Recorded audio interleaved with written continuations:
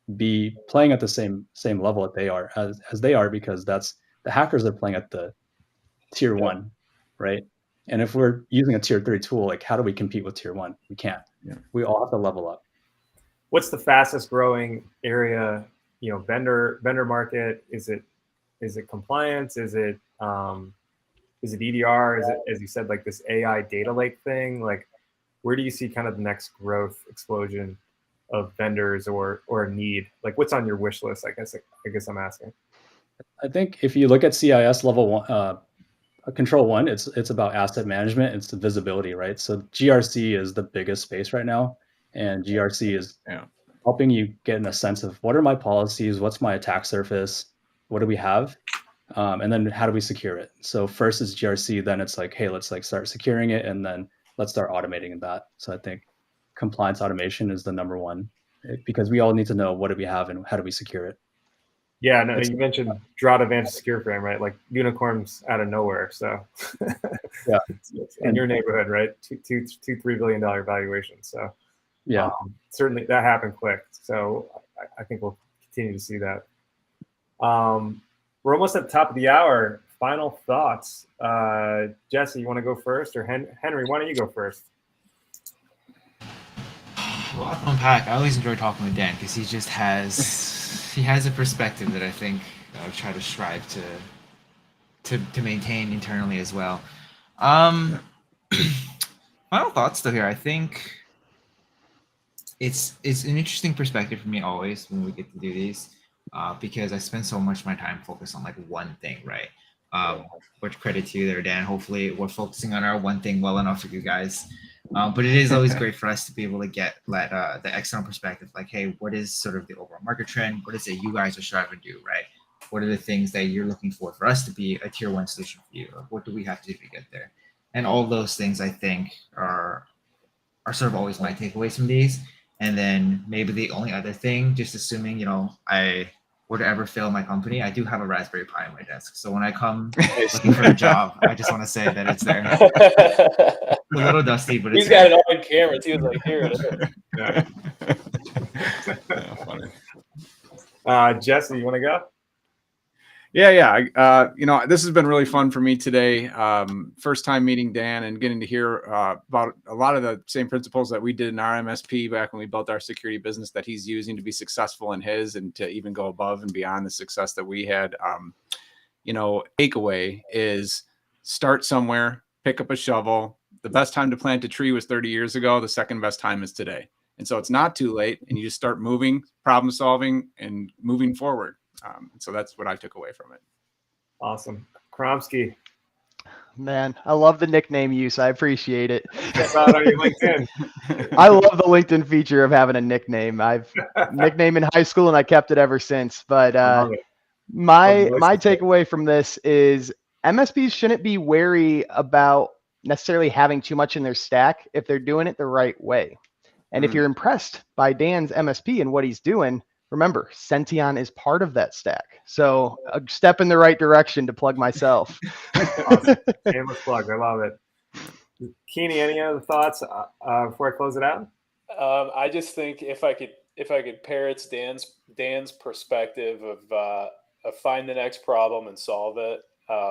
If we could all take that into all aspects of our lives, professionally and personal, I think the world would be a better place. So glad that was a big highlight for you. Yeah, that was awesome. Just the innovation that he's pushing.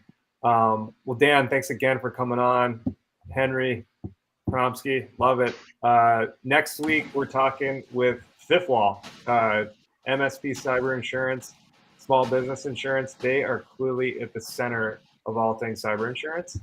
Will Brooks, myself, Jesse for sure, Beachman, Tim Golden will be back. So enjoy the weekend, and we'll see you next Friday. Excited for that one. Yeah, Thanks for having us, Tim. Everyone. Thank you.